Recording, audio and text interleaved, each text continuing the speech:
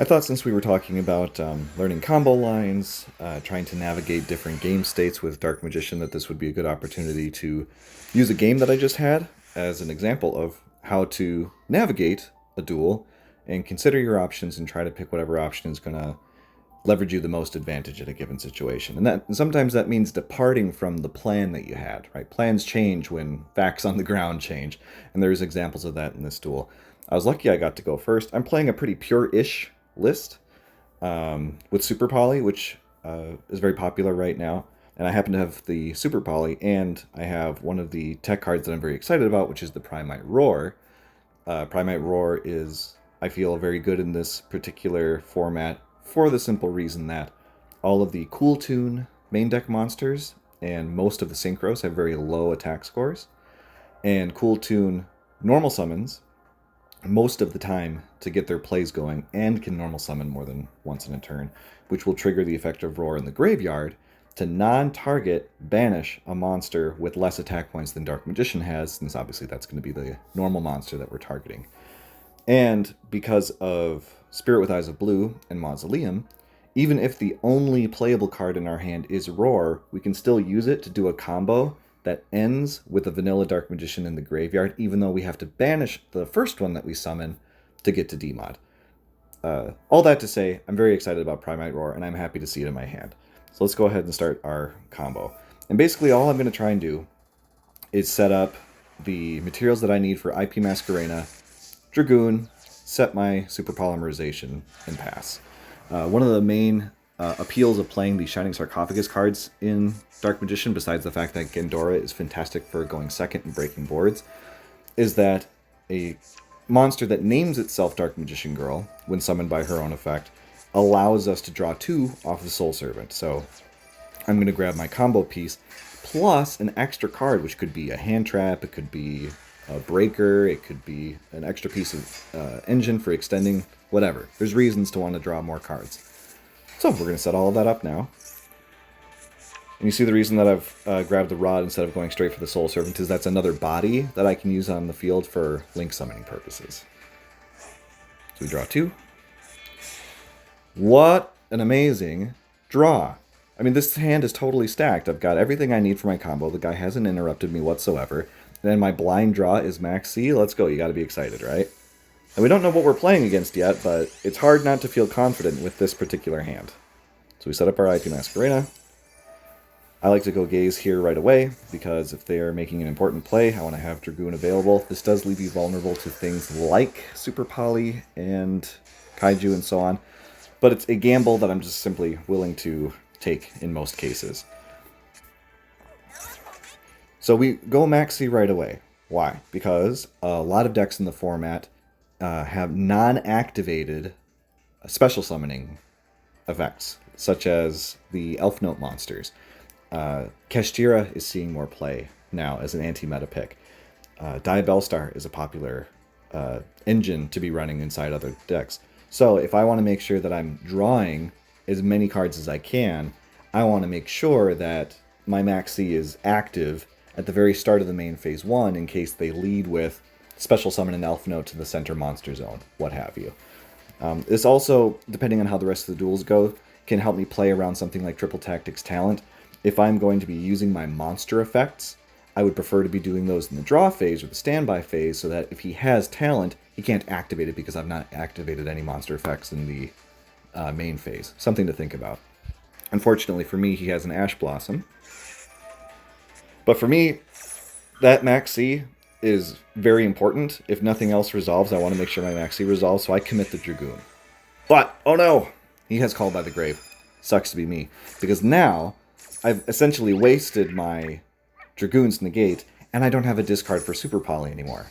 Now, that might sound pretty dire. However, because of my combo in my previous turn, I know that I've established Primite Roar in the graveyard, and I have a Dark Magician on the field.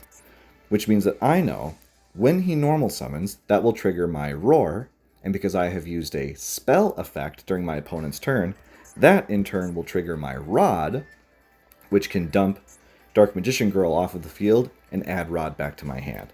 So now I'll have a discard for Super Polymerization. Or if I want to use IP Masquerena to make Selene and revive Dragoon back, I have a discard for Dragoon. So even though it looks at this point like I've run out of interactions, I have sown the seeds, so to speak, for future follow-up and future interaction within this very turn. So all I need is for him to normal summon and we can get going again.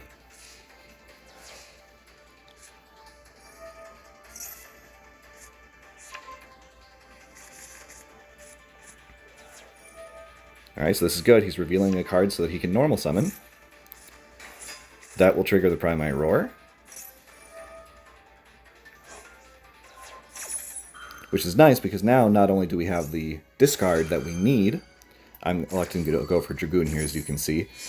It means that we're going to get rid of one of his bodies, which is going to make it harder for him to Synchro Summon and take his own turn, which is fantastic for us. Alright, so Selene is going to gain counters.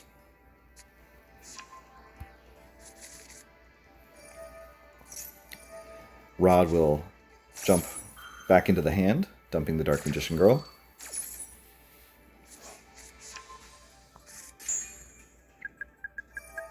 And then we'll revive back Dragoon.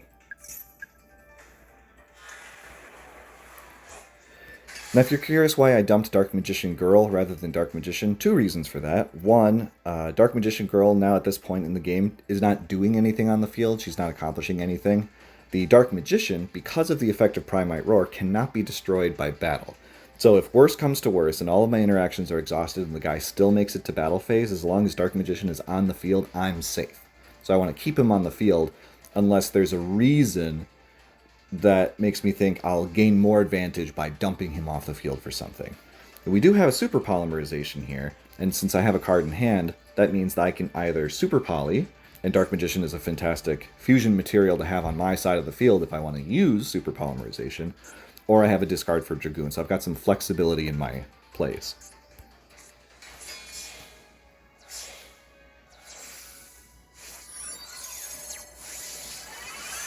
He summons the Trackmaker. He's going to chain several triggers together to protect his effects so that I can't negate the most important ones. He's used Rico to target my set Super Polymerization. I have to make a choice now. If I do nothing, Super Polymerization will be destroyed. I'll still have Rod in my hand, so I can still negate something with Dragoon later. I can use Dragoon's effect to negate Rico. That will keep Super Polymerization on my field for later on, but because I've discarded Rod, I don't have a way to use it on this turn. I'm gambling on him not being able to finish the duel this turn, and not removing Super Polymerization from the field before I have a chance to use it in my next draw phase. Or I can use Super Polymerization now. I won't have material for, or a discard for Dragoon immediately after using the Super Polymerization, but we have ways of playing around that, as you'll see. Now, my plan had been, as soon as I saw he started playing Cool Tune, I'll hold my Super Polymerization until he has two monsters on the field. I'll let him do some of his combo, maybe even get as far as the battle phase, and then I can yoink two of his synchros off the field at a time when he can't really do anything about it. But he knows that face-down cards are a threat, so he's trying to address that early. I don't have the choice to wait. I have to make a choice now. It's hard for him to play the game without bodies on the field, so I'm going to elect to use Super Polymerization. Now, I have a variety of targets that I could potentially make with Super Polymerization. An obvious one is to use Dark Magician and Selene to make Timaeus. That might make it difficult for him to swing over my monsters in battle phase, potentially. I could make a Secretarion Dragon, though that's not going to do anything because none of the Cool Tune monsters are dragons or spellcasters. But I have a much, much better fusion target in this case. Trackmaker is a light monster, which means that I can hard make Dark Magician of Destruction. And that's a really good choice for me, because what does he do when you summon him? He adds a card from deck to hand. So now, not only have I been able to use the Super Polymerization, because I've summoned a monster that immediately lets me add a card, I have a discard for my Dragoon. So I get to use both Super Poly and Dragoon, when earlier in the game it looked like I'd only get to use one or the other. The negate is all I need to win the game. So that's an example that I hope is illustrative for you as far as how you can think about the different options that are available to you and sort out the what and the when of navigating the game and making the most optimal choices to win games into very steep matchups.